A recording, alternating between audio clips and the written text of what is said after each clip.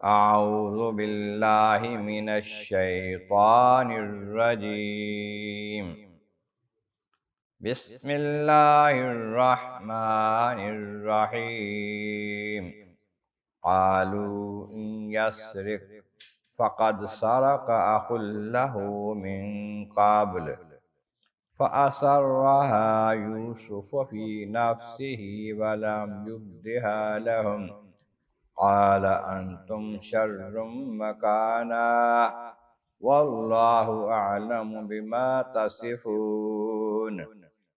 قالوا يا أيها العزيز إن له أبا شيخا كبيرا فخذ أحدنا مكانه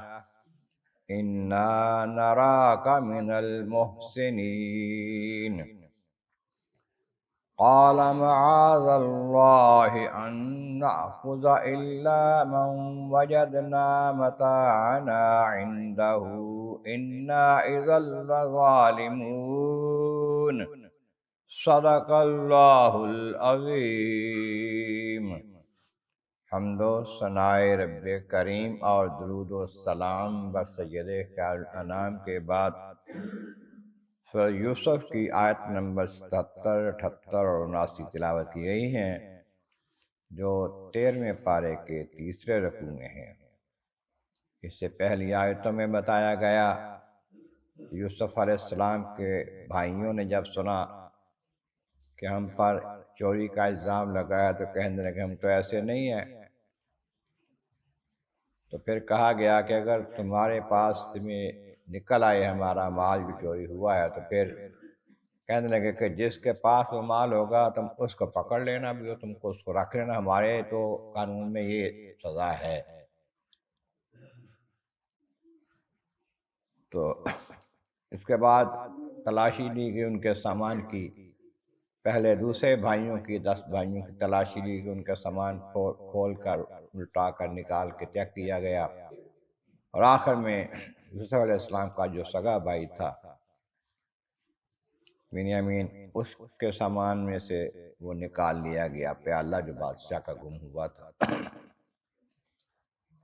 تو اب جب نکال لیا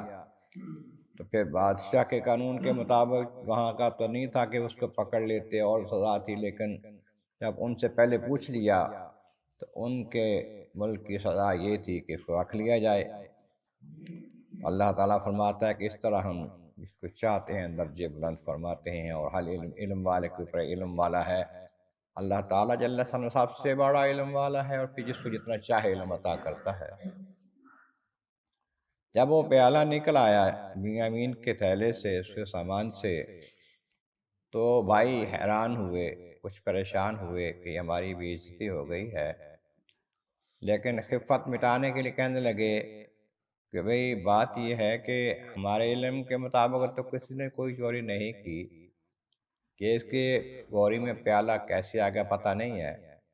لیکن فرض محال اگر اس نے چوری کی ہو سکتا ہے کہ ہو، کیونکہ اس کا ایک بھائی تھا یوسف، اس نے بھی ایک دفعہ چوری کی تھی۔ بھائی سے مراد ہے کہ 2 بھائی ایک ماں کے بیٹے تھے، باقی یعقوب علیہ السلام کے بیٹے ہیں لیکن دوسری مائیں ان کی تھیں۔ تو اس حساب سے ماں جایا اس کا جو ہے یوسف تھا، اس نے بھی ایک دفعہ چوری کی تھی۔ اب اس کے بارے میں مفسرین کہتے ہیں کہ ایک دفعہ ان کے ایک نانا تھے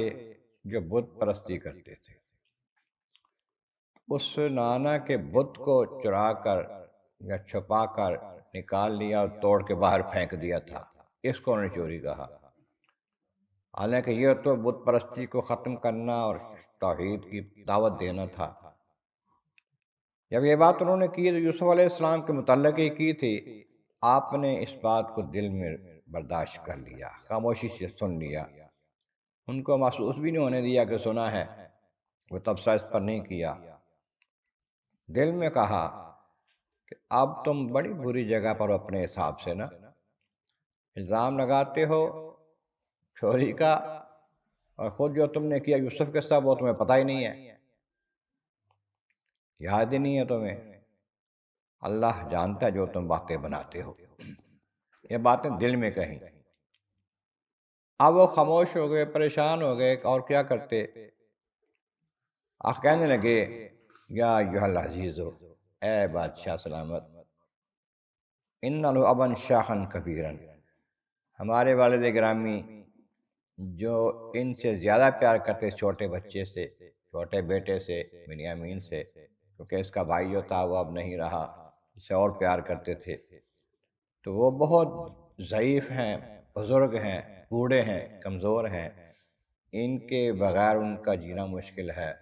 اتنی محبت اس سے کرتے ہیں، آپ ایسا کریں، مہربانی فرمائیں،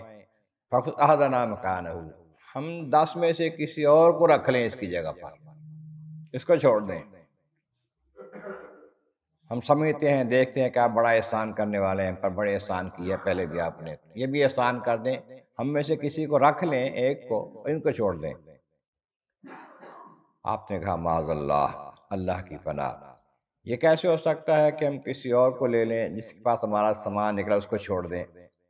اگر ہم ایسا کریں تمہارے قانون کے مطابق یہ تو زیادتی ہوگی، ظلم ہوگا، یہ تو ہم نہیں کریں گے،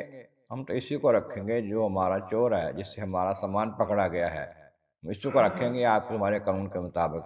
اور ہم کسی اور کو نہیں رکھ سکتے۔ کہہ کے جواب دے دیا۔ اب وہ مایوس ہو گئے، تو پھر انہوں نے کیا کیا، اگلی آیت میں اس کا تذکرہ آئے گا۔ اللہ تبارک و تعالیٰ کی بارگاہ عالم اعظم والا کریم، محبوب کریم کا صدقہ قرآن کریم کا فہم اور اعمال صالح نصیب فرما، وآخر دعوانا الحمد للہ رب العالمین۔